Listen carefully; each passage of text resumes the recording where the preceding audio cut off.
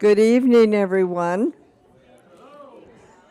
My name is Sally Wren, and I'm chair of the Diversity Awareness Committee. And I will say that we are always looking for new members. And tonight, one of our audience just brought us a new program idea, which is wonderful. So we're always looking for ideas for our committee. I like to begin each evening with just acknowledging all those who've gone before us and cleared our path, but especially the Duwamish Nation or tribe upon whose land we stand. And with that, we'll begin our program. I will announce one more time a thank you to Marjorie, one of our speakers tonight, who has cooked her now famous Horizon House cookies. And Bill will introduce the ladies. And thank you, Bill, for being chair tonight.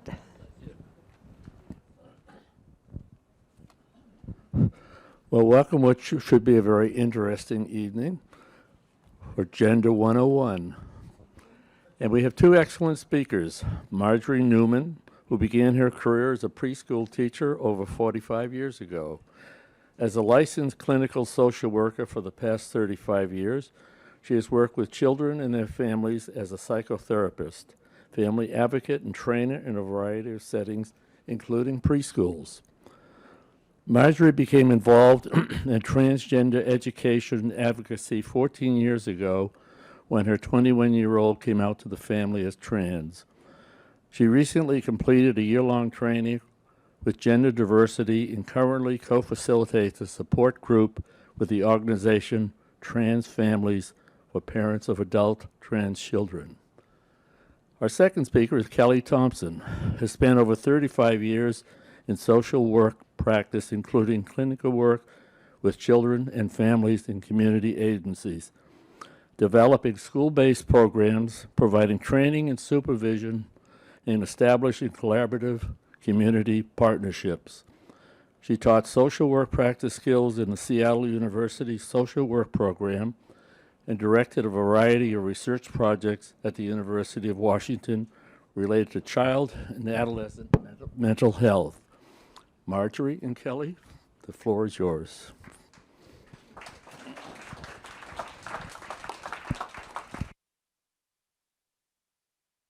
Thank you. Hello. Is this a pretty good volume? Is it too loud? No, it's good.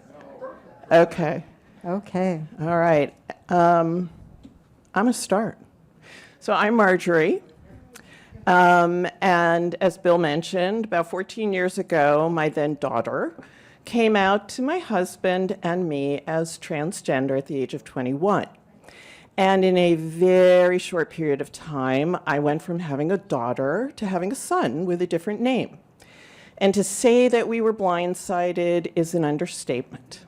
And at the time, I had already been a practicing social worker for over 20 years, but I was shockingly clueless about all things transgender. And as a mother, I was absolutely terrified about what that meant for my child. What medical issues were there? What if this was all a phase? What if he decided to change his mind? So I did what I do best. I sought support and information, but first I cried, and I cried a lot. So my son is now 35. He's a nurse in Chicago. He's very happy, and I'm very proud of him. However, over the years, I have discovered how many misconceptions people have about what it means to be transgender. And especially with all the hysteria in the media and politics around both transgender children and adults, I have really wanted to offer support through sharing accurate information and creating space for people to come and have an opportunity to ask questions and have conversations about gender. And honestly, I could not have done this presentation without Kelly, who came on board as a partner to help craft what you're about to see. Thank you, Marjorie. Actually, when Marjorie invited me onto the project, I have to say my first response was, I don't really know a lot about the issues. I don't think I have anything to add. And Marjorie said, then you will learn. and actually, she was really right. I've learned a lot, especially from Marjorie, and I'm still learning, and I'm really glad that I said yes. So tonight, we're going to do a presentation that will last about 40 minutes, and then we'll have time for questions and discussions. Please feel free to get up whenever you need to, and if you don't mind silencing your cell phone if you haven't already, that would be great. And that said, we're going to start out with a very short video that may seem like it has nothing to do with gender, but we think it does. It's not going.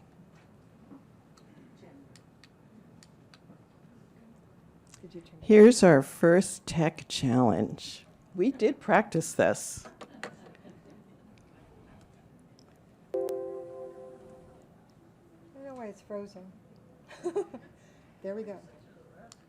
Here we go. Okay. Okay, so what is our system of weights and measures called? We know it's not the metric system. Does anybody know what it is? English system? Pound per inch? Who's imperial? There we are. English system is potentially one of them, but not technically. Yeah, so it's called the imperial system. I know. Who knew? Nobody knows. Well, you know. Now, back in the mid-'70s, if you all remember, our government decided that we should all switch over to the metric system. People freaked out, myself included. So the point is we don't like change, even when in the long run it can be beneficial to us. So given that the conversation about gender has been changing at light speed these past few years, it's only natural that we'd be resistant to it. So what the heck is gender? It turns out the answer to this question is a bit complicated. So sometimes it helps to understand something by getting clear on what it's not. Gender is not your biological sex, and it's really important to understand the difference between the two. So we're going to show another video, and this video hopefully will help us understand the difference between the two. You might not know there's a difference between gender and sex, but there's more to it than just he and she. Because gender is a spectrum, there are dozens of different gender identities, but there are only 3 sexes. Gender is a social construct, and sex is more of a science. Your sex is assigned at birth based on biological characteristics like chromosomes, reproductive organs, and other features that you're born with. If you have 2 X chromosomes, you're assigned female. If you have 1 X and 1 Y chromosome, you're assigned male. And if you have both male and female reproductive organs, you're considered intersex. Intersex people have an anatomy or physiology that does not fit into the socially constructed definitions of a female or a male body. Around 1.7% of the population is intersex. That's nearly as many people as there are redheads. Sometimes intersex people can have both ovaries and testicular tissue, or have higher hormone levels that are not typically seen in an assigned sex. Gender, on the other hand, is how you identify and express yourself to others. It's not a fixed state, but a continuum that can change over time. While most of popular culture focuses on 2 genders, there are many people who identify as non-binary, which means they don't identify as a man or a woman. okay. Oh, that was abrupt. Okay, so gender is not your biological sex. Let's focus now on what gender is, and we're going to start by breaking that down into 2 parts, gender expression and gender identity. And let's start with gender expression. So I just want to let you know there are handouts out there, and we're going to throw a lot of terms at you, and there is a glossary of terms, so just roll with it, and you can go over stuff afterwards. So basically, gender expression is how a person looks and acts, and we make assumptions and judgments based on outward appearances. And our expectations of how someone should look and act are shaped by the culture and the times we live in. We all learn from a very young age what the expectations are for males and females, and these expectations are called gender norms. It's how we learn about the world around us. However, when gender expectations and judgments infringe on or threaten others, it can become problematic. So the association of the color blue with boys and pink with girls, especially for babies, has been a particularly strong gender norm in the United States for decades. I actually found out recently about something called gender reveal parties, which we all now know from the video should really be called biological sex reveal parties, since people actually want to know the baby's biological sex. So one way I found out that people reveal the baby's biological sex at these parties is with cake. So I love to bake, I love cake, I love to eat cake, and so at these parties, when you cut into the cake, the inside will reveal the biological sex of the baby. So if your cake is pink, then they're having a girl. And if something blue falls out of the cake, then they're having a boy. I love these surprise cakes. There are a ton of them. I love doing this research online. And even the outside of the cake can offer some gender expression stereotypes. So apparently with this cake, if it's a boy, he's going to get to play football. And if it's a girl, she can be a ballerina. And we're going to actually come back to that. But the whole pink and blue thing for girls and boys and their gender expression was not always the case in this country. In fact, a lot of what we associate with girls and boys has changed over time as society has changed over time. And we're coming to trivia question number 2. Here's a photo from 1884. Anyone want to take a guess at who this is? I had no idea. 1884. 1884. Okay. Well, I was shocked to find out this is actually Franklin Delano Roosevelt at the age of 2.5. And by today's standards of gender expression, the white dress, the black patent leather shoes, you'd think you were looking at a little girl.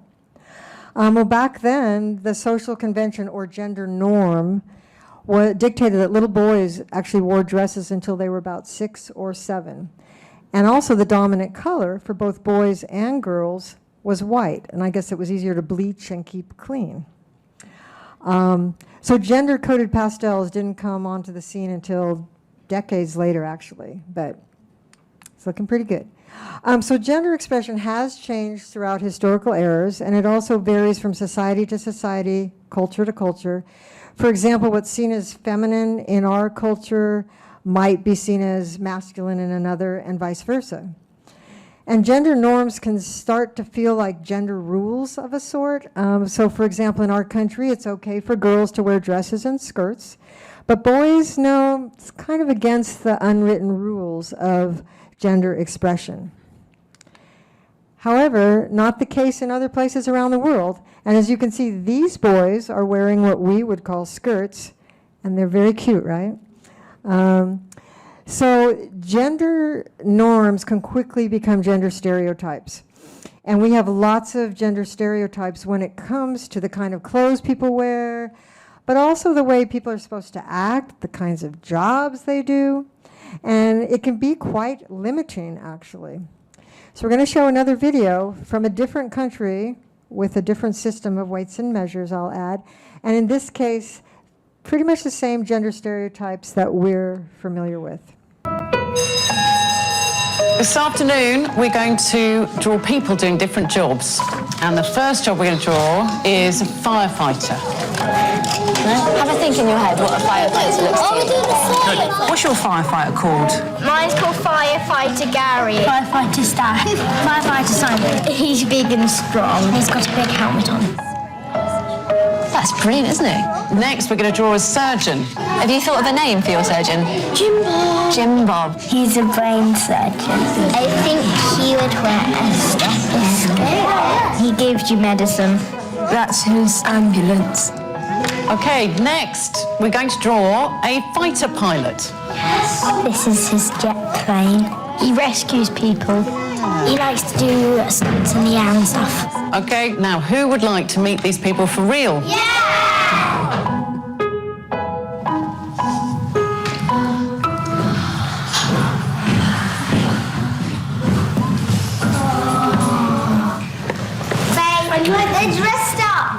My name's Tamsin, and I'm a surgeon in the NHS. My name's Lauren, and I'm a pilot in the Royal Air Force. My name's Lucy. I'm a firefighter in the London Fire Brigade. So who wants to know how to do an operation? Who's putting it on? I'll try my stethoscope. We put this in here. There you go. Now you're a proper fighter pilot. So into your ears. Can you hear that? Yeah. It's really good. Yeah, it's much better than the kids' one.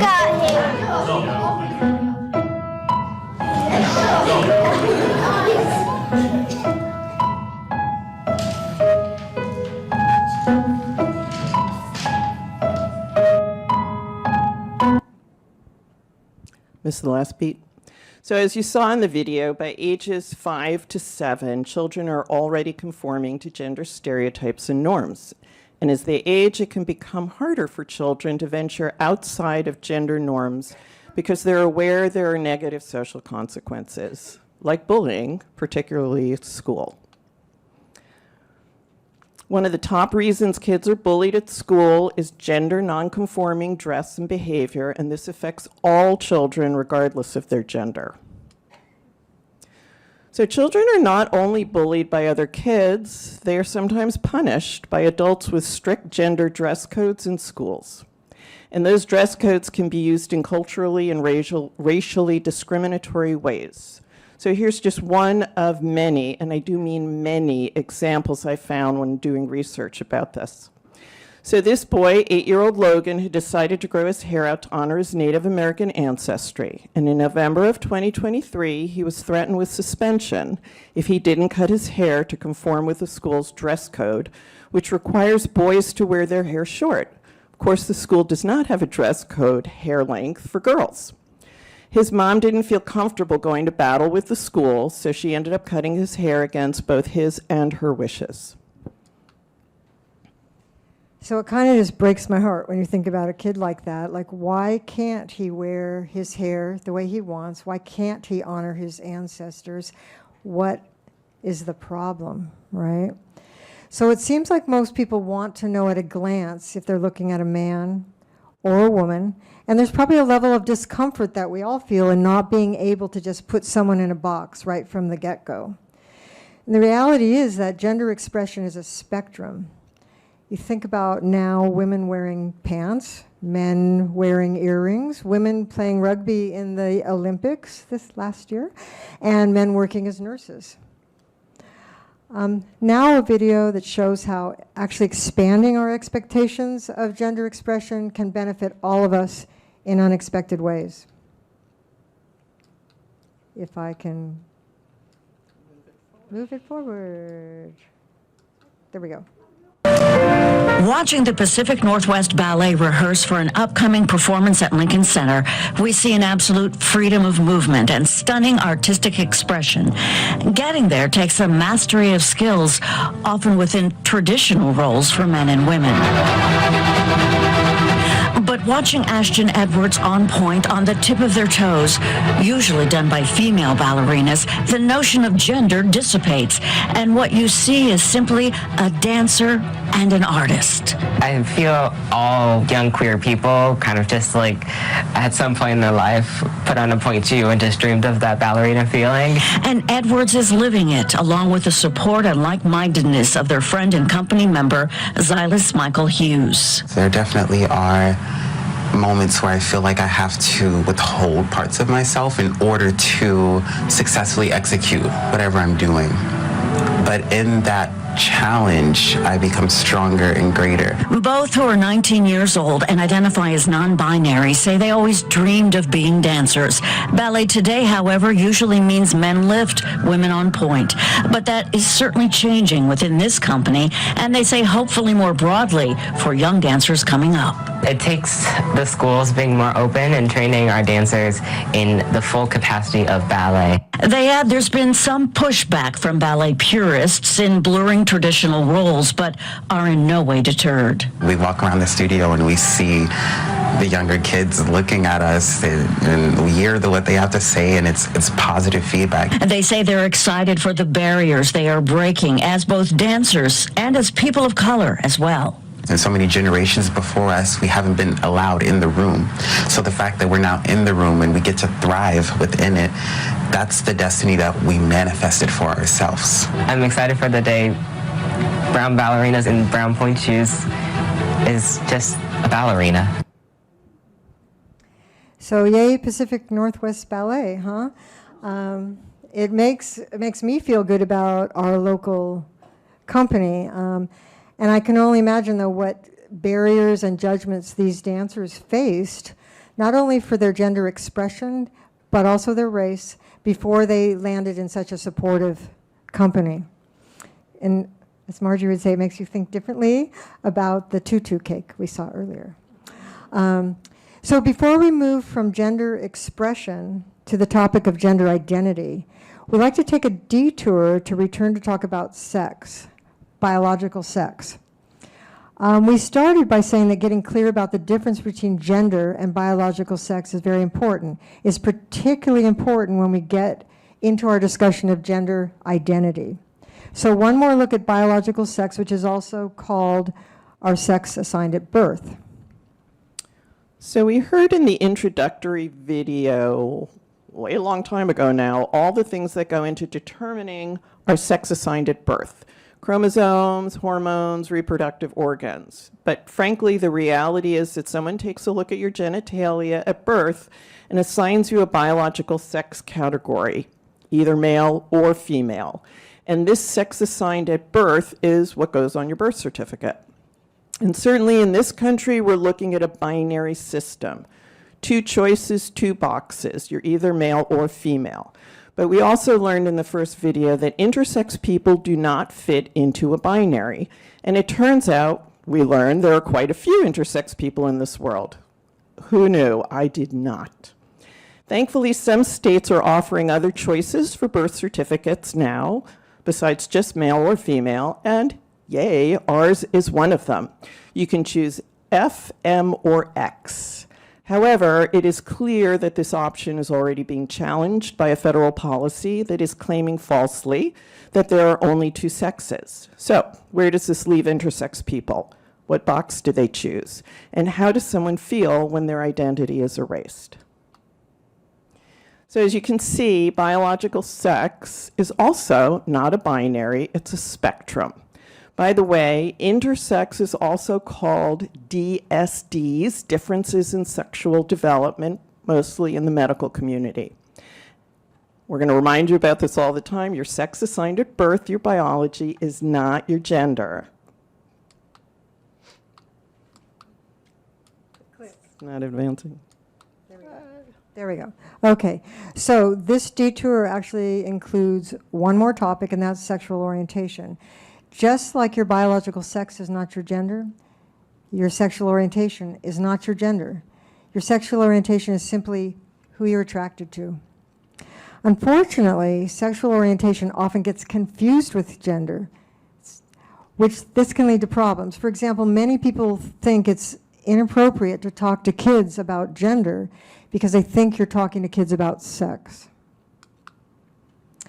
And to add to the confusion, if transgender is not a sexual orientation, why is that T part of the LGBTQ plus acronym? It is confusing. A lot of things about gender are confusing. This is confusing because most of the letters in the acronym represent a sexual orientation, but the T for transgender is not a sexual orientation. It's a gender identity. So why was it added? In reality, transgender and gay people have had many common experiences arising from discrimination around gender norms. And these groups understood the power that comes from working together for change, hence the T. And kind of a fun fact, the acronym started LGB in the early 90s. The T was added in the late 90s. And the Q, standing for queer or questioning, representing both a sexual orientation and a gender identity, wasn't added until 2016, so much more recently. But you can see how things get confusing, and the terminology is changing, and that's confusing too. Okay, so let's turn to gender identity, the second part of gender. We all have a gender identity, and it's how we feel inside about our maleness and femaleness. Gender identity is not visible to others, and it cannot be assumed based on gender expression, what we look like on the outside and how we behave. And it cannot be assumed based on our biology either. People are complicated, and it's a mistake to judge a book by its cover. Okay, so until my son came out as transgender, I never thought about gender identity. I never heard about it. I only thought about gender in terms of gender expression. For most of us, the concept of gender identity is new, and if we think about it at all, we think about it in a binary way. Someone either has a male or female gender identity, and that is typically referred to, you'll hear this term, the gender binary. Most people feel comfortable inside a male gender identity box or a female gender identity box, but some people feel more comfortable with a gender identity outside these boxes and on a spectrum. I, for one, feel very comfortable inside that female box. I have a very strong sense of myself internally as female. But there have always been people who feel like their gender identity doesn't fit neatly inside one of these two boxes, and they consider themselves to be more on a gender spectrum. So here's what we mean when we say gender identity belongs on a spectrum. People who don't fit into the male or female box at either end of the spectrum use different terms to describe themselves. We heard in the ballet video that the two dancers identify as non-binary, a term that's used when someone doesn't identify as either female or male. That would put them outside of the boxes and along the spectrum. And you can see from the slide there are a lot of other terms, and the terminology is always changing, adding to the confusion.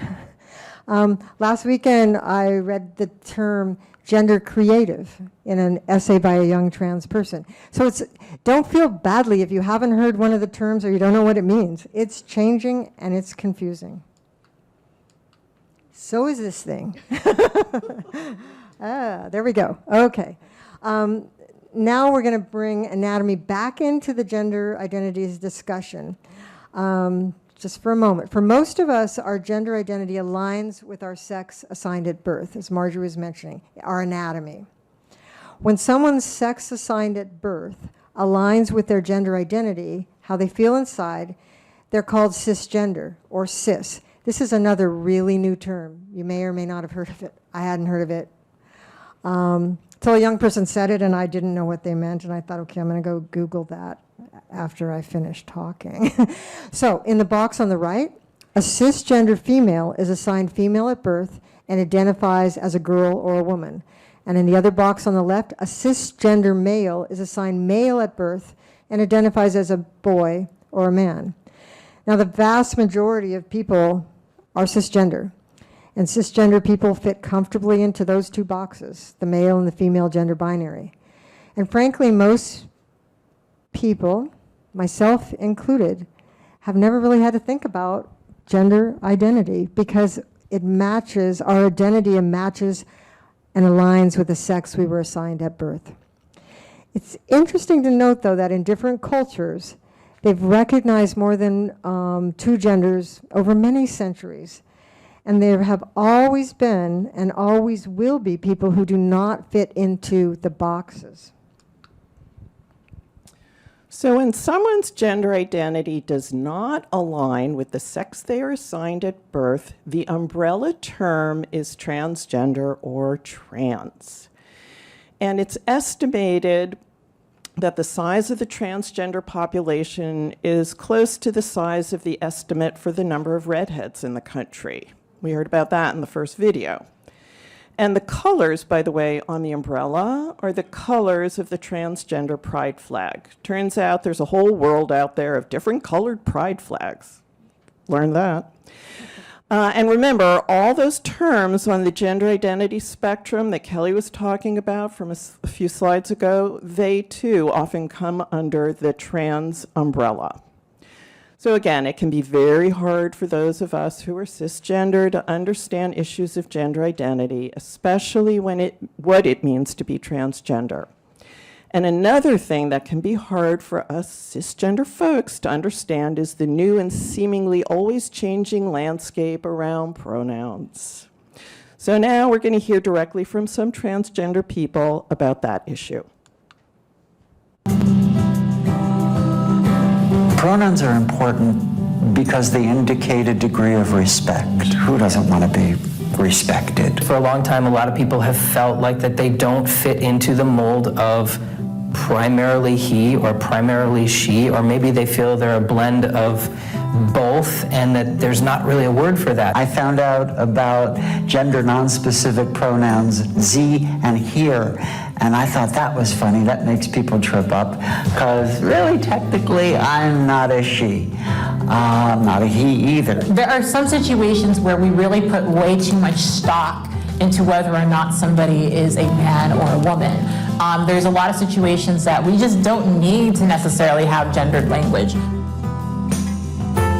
If you're unsure about somebody's pronoun, pull them aside and ask, hey, what are your pronouns? It's not even preferred pronoun because it is their pronoun. So some people go by he, some people go by she, some people actually use the pronoun they. You can avoid mistakes by just saying them, theirs, they. Their gender is still valid regardless of whether or not you understand it.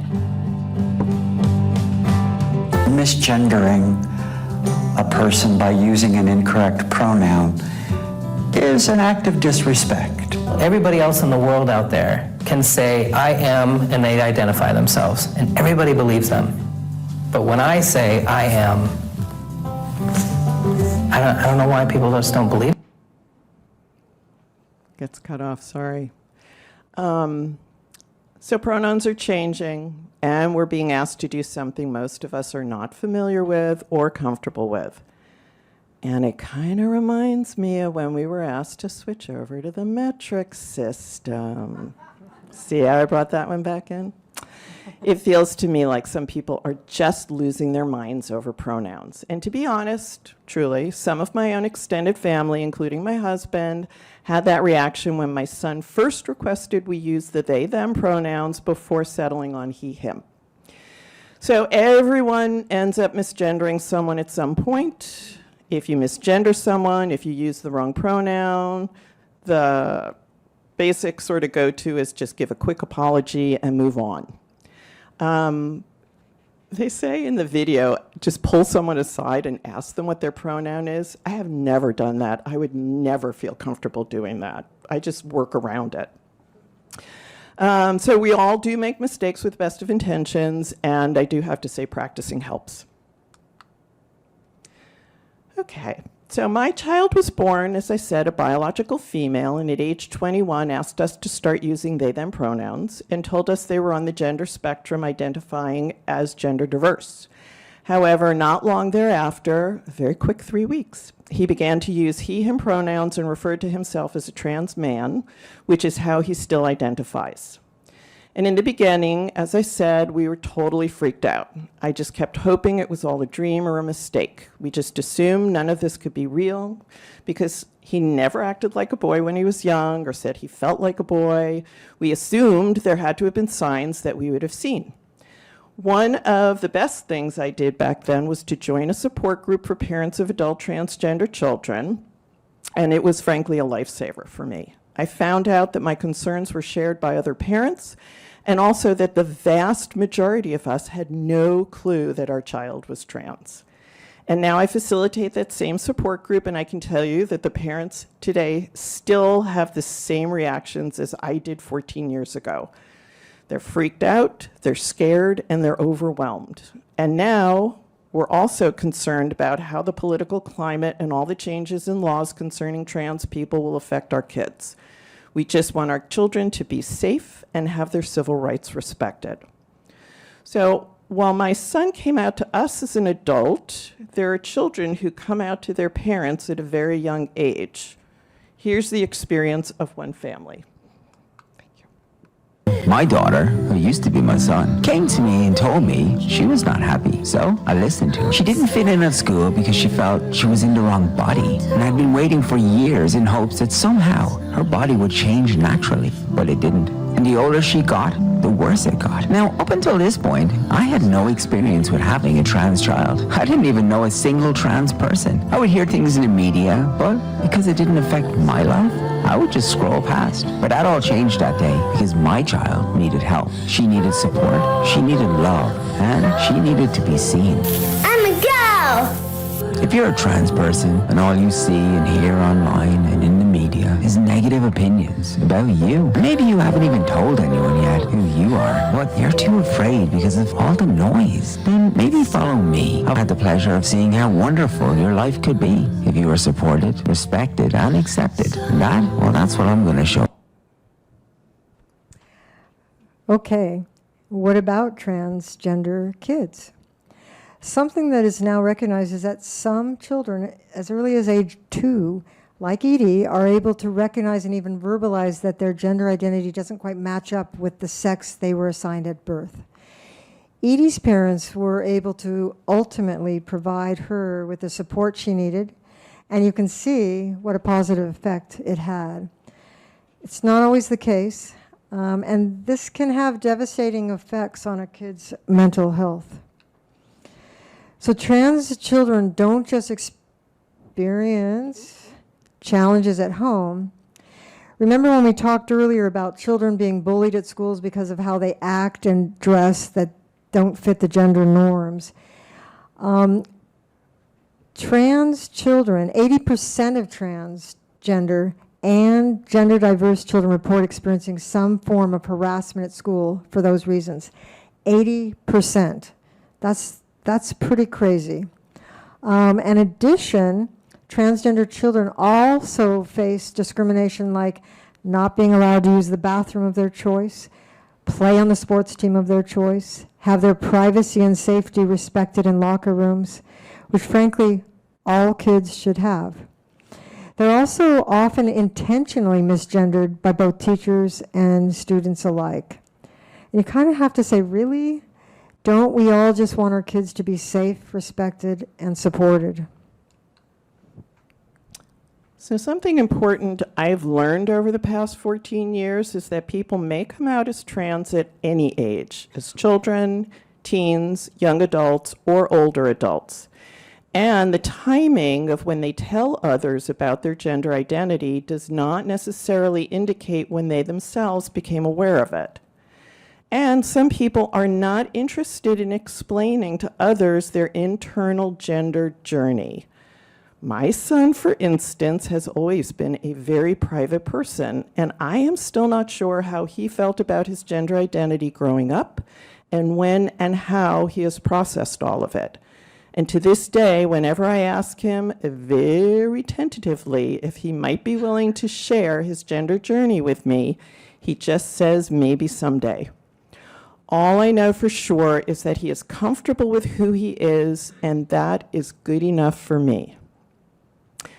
Regardless of anyone's age or gender identity, it's really important to just listen, respect, and offer support.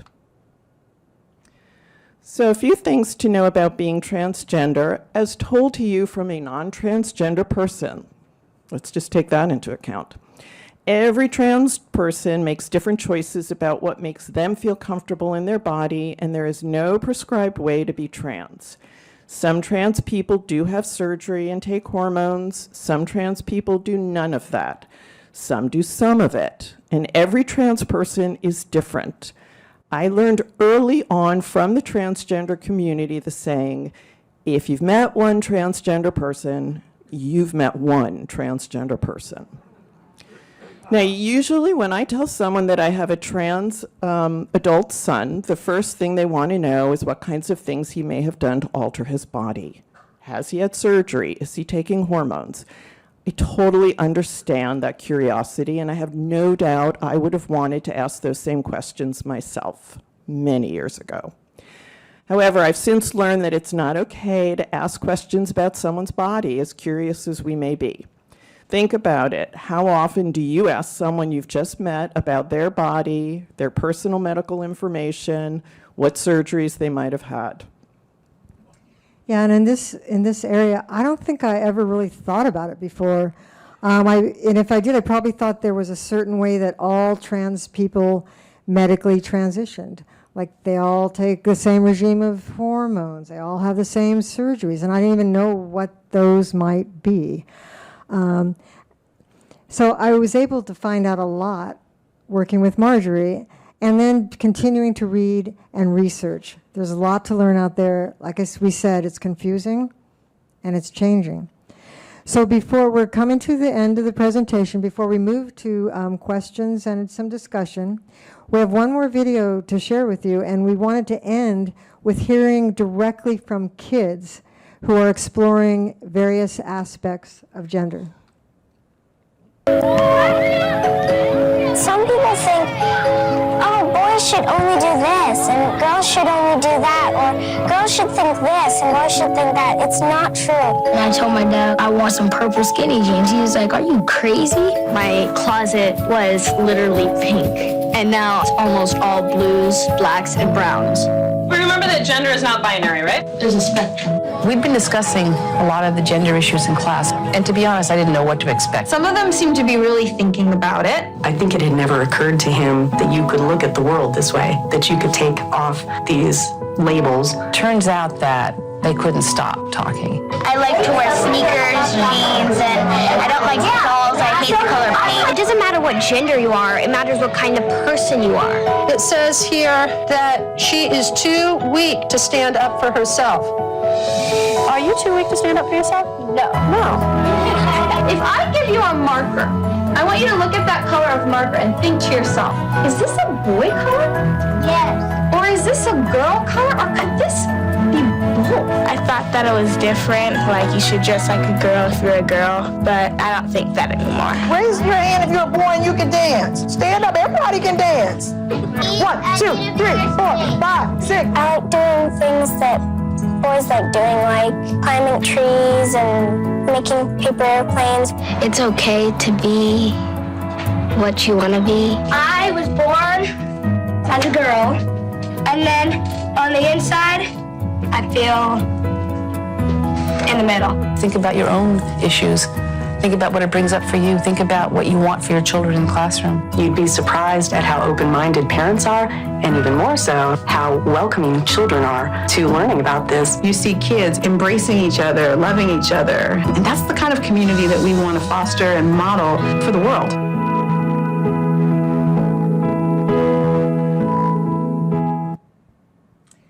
Okay, I gotta say, out of the mouths of babes, it doesn't matter what gender you are, it matters what kind of person you are. We don't want to leave you with these thoughts that we're very complex beings who don't really fit in neatly into boxes, and we all deserve to be safe, respected, and supported. It helps us all live better lives. So what better way to wrap up this presentation than with one more picture of cake? A kind of gender reveal cake that my son could have served to me 14 years ago. So thanks for having us, and now we're going to open it up to questions. Really, you can ask anything you want. Oh, we're going to give you people, you want to leave, go, no problem. Do what you need to do. Okay. Okay, hi, I'm George Hughes. I have 3 bits that I want to say. The first one is I spent a lot of time in Turkey, and the advantage of the Turkish language is that the pronouns don't have any sex. He, she, and it is just oh, and it would be wonderful if we could do that. That's one. The second one is I remember when I was a kid, people told us that if you kissed your elbow, you would change your sex. Anybody else remember that? And so I thought it'd be fun to try. I never could quite get my elbow anywhere near my mouth, but that was quite the one what it was, because I thought it'd be interesting to try it on and to go back. The third one is when I was, I learned to read early, and I like to read a lot of books, and I read the Wizard of Oz. So maybe you know about the Wizard of Oz. Well, I read 33 Wizard of Oz books, and the second one is The Princess of Oz, and it's about a boy who goes and has all these terrible experiences with all these crazy creatures and whatnot, and at the end discovers that he is the Princess of Oz and gets to take over the whole country. Does anybody know that? No. Those are my 3 bits. Thank you, Thank George. you. It's interesting. I just watched a documentary on it. I think it's Frank Baum, right? Frank L. Baum or something. And that he wrote all those books. It wasn't just one Wizard of Oz book. It was a lot. Yeah. So thank you for that. That's interesting. You mentioned early on about the colors. And in the early part of the 20th century, pink was considered a masculine color. Right. Exactly. Right. So Men wore pink blazers, slacks, everything. Yeah.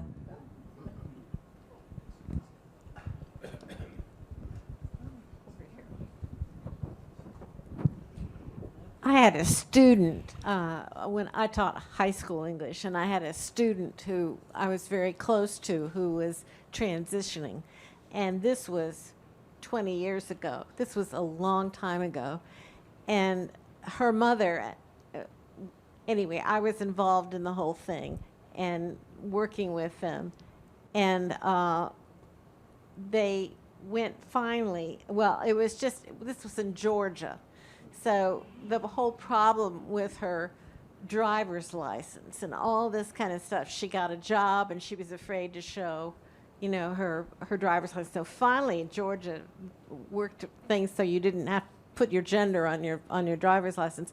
But the thing that I remember is they finally went to California and had sex change therapy or sex things operation for the girl and or boy.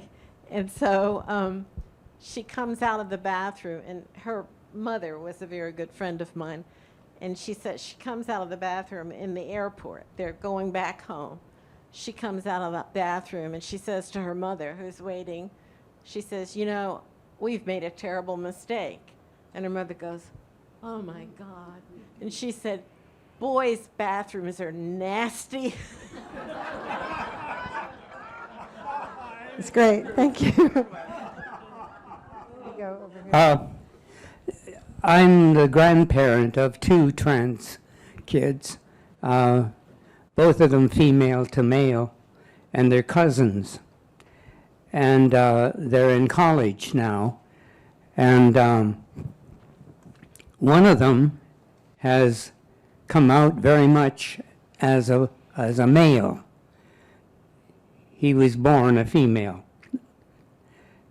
And I asked Jeff, the father, I said, how are you doing with Sid? I said, you know, he used to be Sue, now he's Sid. And I said, how are you doing with Sid? And he said, oh, fine. He says, no problem. And Sid had recently gone to South America, and he was heading up a group of boys as the group leader in a hike that they were going on, or following a trail in South America. And I said, well, you're doing fine. I said, how are his kids, how are his friends handling the change in sex? And Jeff said, oh, they're handling it fine. He says, kids nowadays, he says, they don't bat an eye. He says, they just go with whatever the person says they are. I've heard that over and over and over again. Yeah. Thanks for sharing that. This also relates to within my family. A young woman in my family announced, she's in her late 20s, announced to us that she is trans. And her mother is being tolerant, but she's a very religious woman, the mother is, and participates in a rather fundamentalist, non-denominational church. And so what she said to the daughter is, I don't believe this is what God has in mind for you. And I'd like to hear from you how I can walk the line of being supportive to both mother and daughter. It's a great question. Anybody want to chime in before any of us do?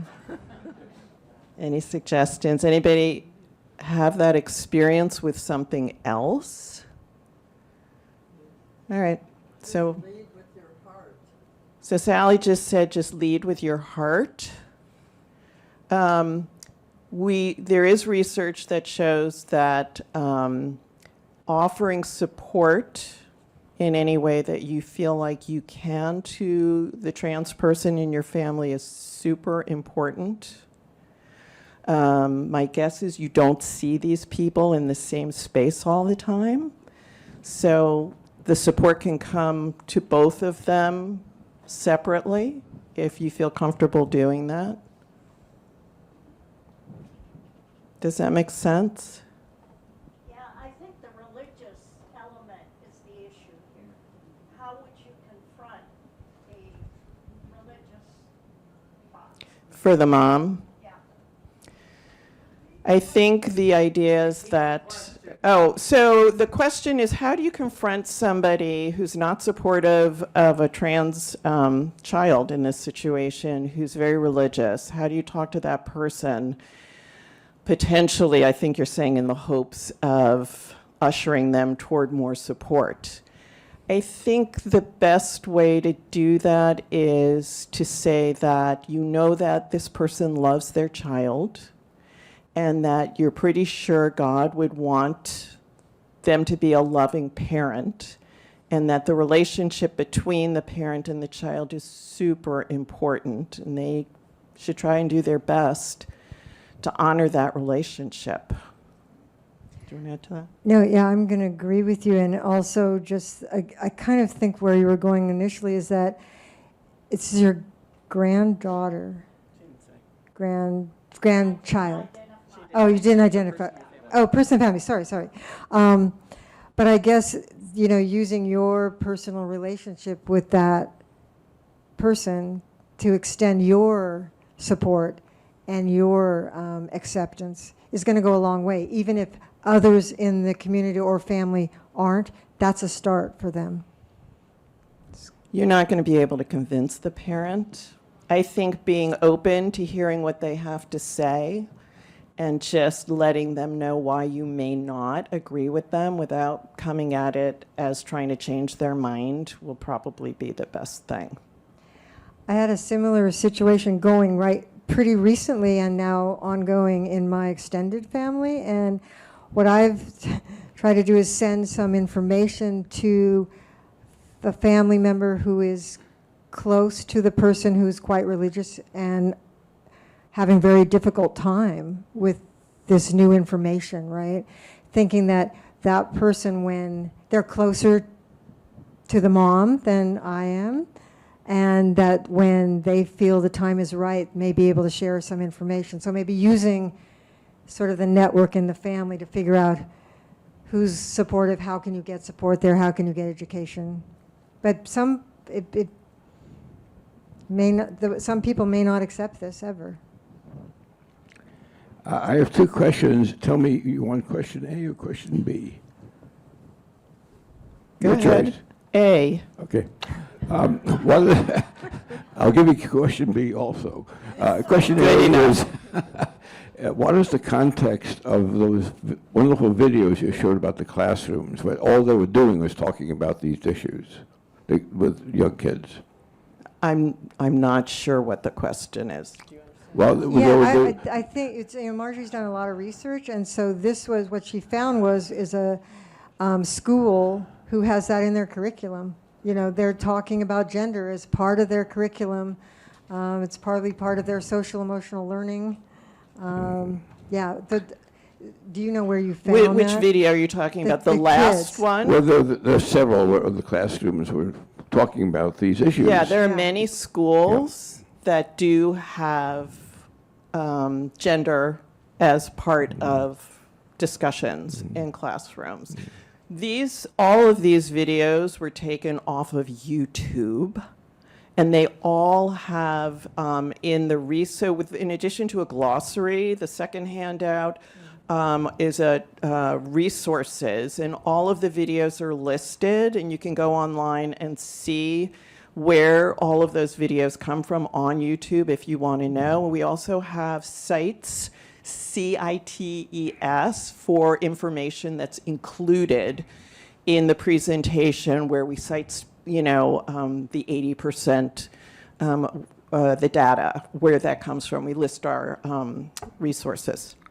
My question B, I'm a very political person. Yeah. How do you think things are going to be changing in the next couple of years in the political climate we now have in some of our leadership? It's not good for transgender people. I can tell you the support group I lead for trans parents, and I've been doing this support group as a co-facilitator now for coming up on 4 years. Just since Trump has come into office, the conversation, a lot of these parents, we know these parents over several years. We get new parents all the time. There are like 25 people. It's on Zoom, so we get them from all over the country. And the conversation changed dramatically to parents and adult children being very, very concerned for their safety. One of the things we had not heard a lot of discussion about prior was travel. So it used to be the federal government offered whatever gender you wanted to put on your passport. That is no longer the case.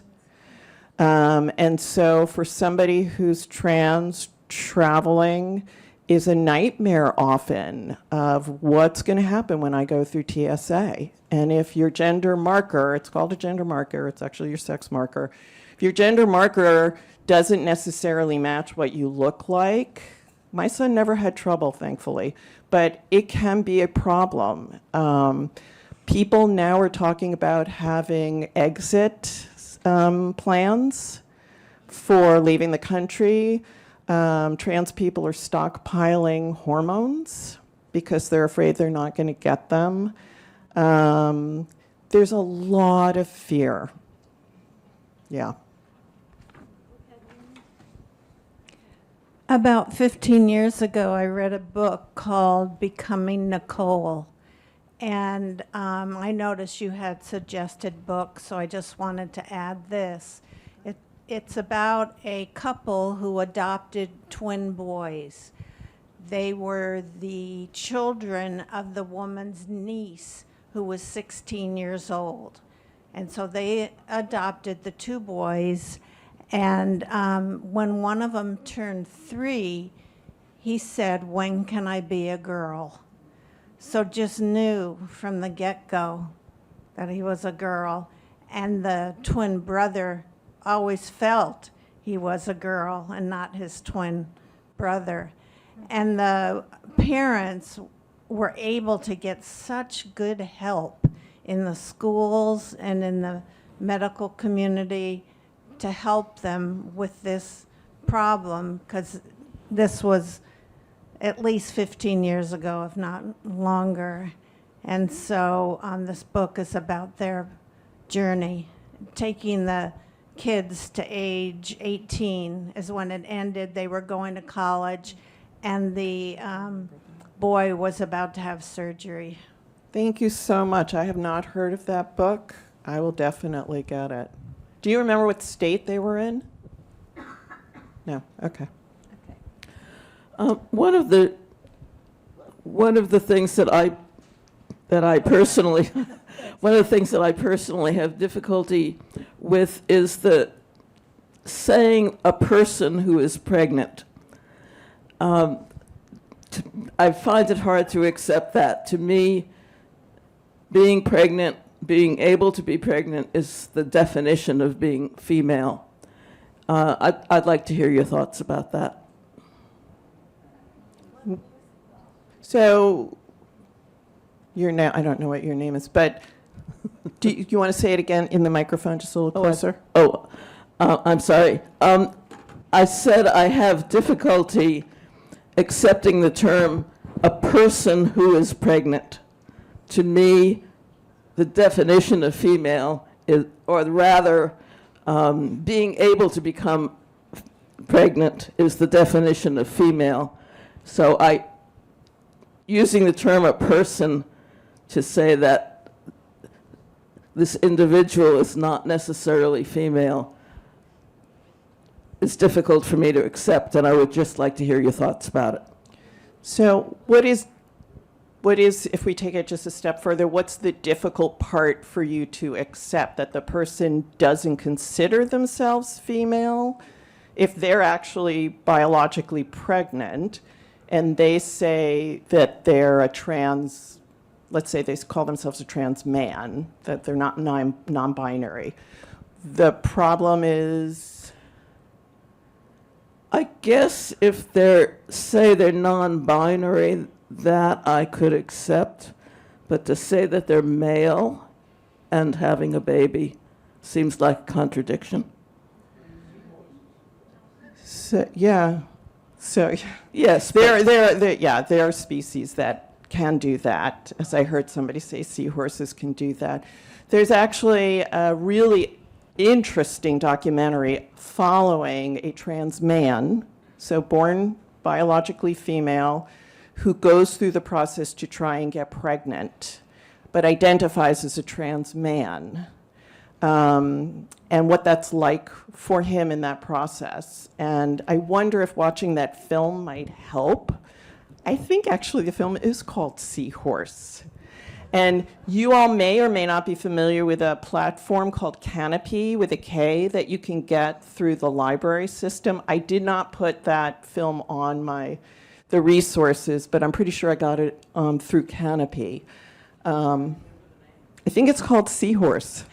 I think it is. If you have trouble finding it, you can always, my email, you can always give, Bill, you can give anybody our email contact.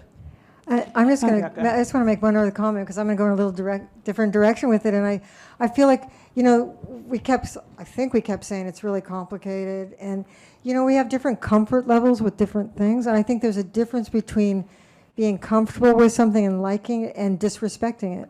So it's like okay in your head, right, to think, I don't like that terminology, or gee, that sounds funny to me, or, I still have trouble with the grammar.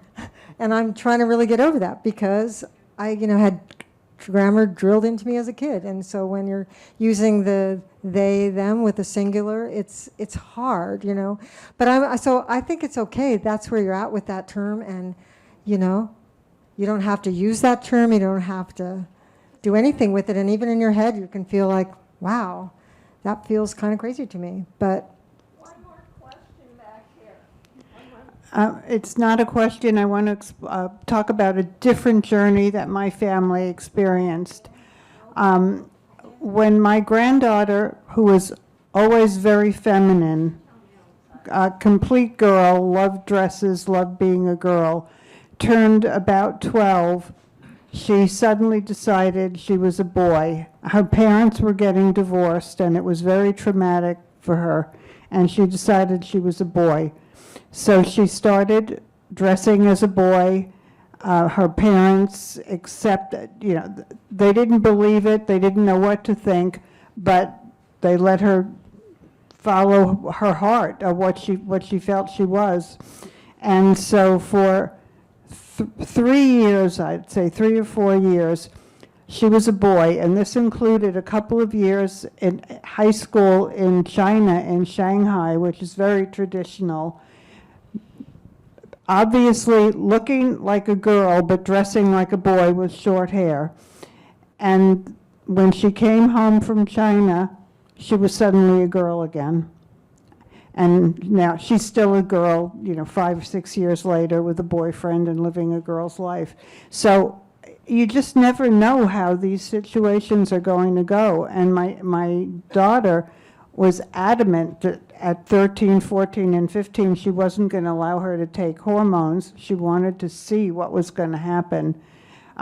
She even wanted surgery at one point, and they said no. And I think that was really wise thing to do. So I think you have to look at each situation very carefully. I know there are kids who, went from a very early age, seemed to be a different sex than they were born. But this child wasn't. She was feminine. So anyway, that's another story. Absolutely, you need to follow each person and listen to them, not put too much pressure on them every which way. I can tell you that the person that I have trained with, who is a trans man named Aidan Key, who runs an organization called Gender Diversity, and used to put on a conference called Gender Odyssey for years, where I did training and also where I went as a parent and took my mom, who lived in Seattle at the time, to help her deal with the fact that her granddaughter was becoming her grandson. Aidan Key has met hundreds of trans kids and families. And what he says is, yes, he has met kids who have changed their minds, even kids who've changed their minds after taking hormones. None of the kids that he knows have ever regretted the support that the parents have provided to them through their journey. So, there are no guarantees in life, and that's why I was freaked out as a parent.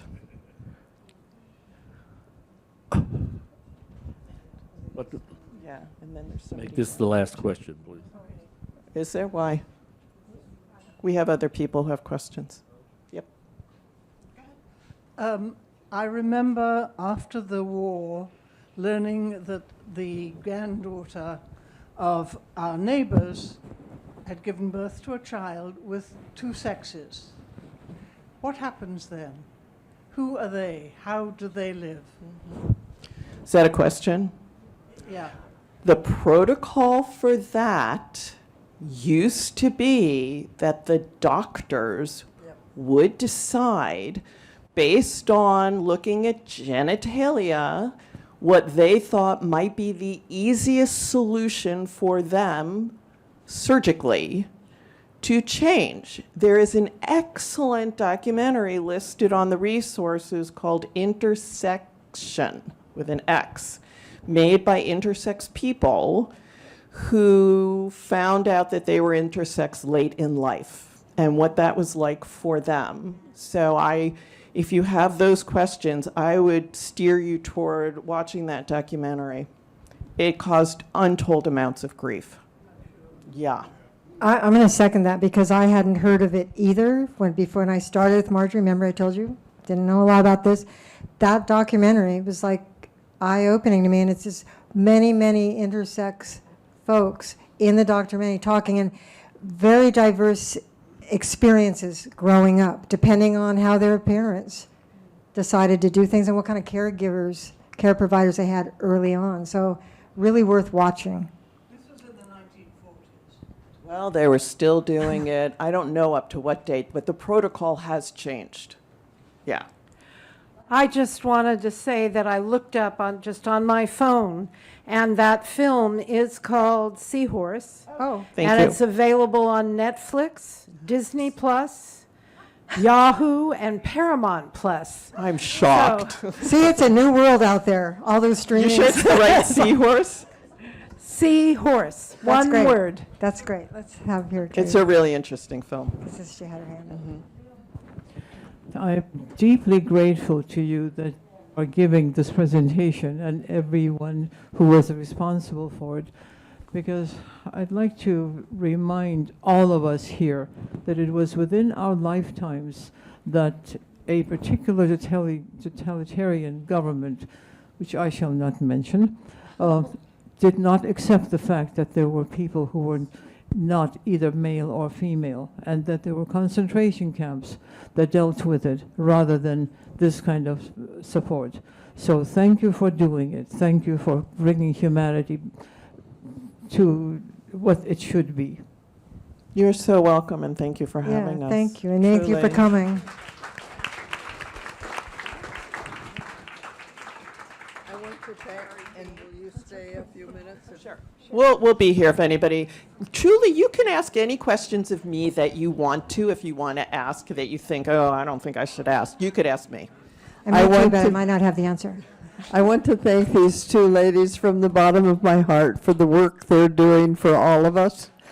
And also to remind us that we live, from my point of view, in a very beloved community.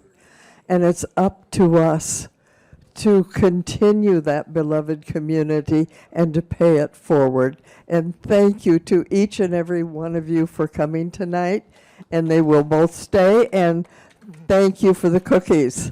That was the first.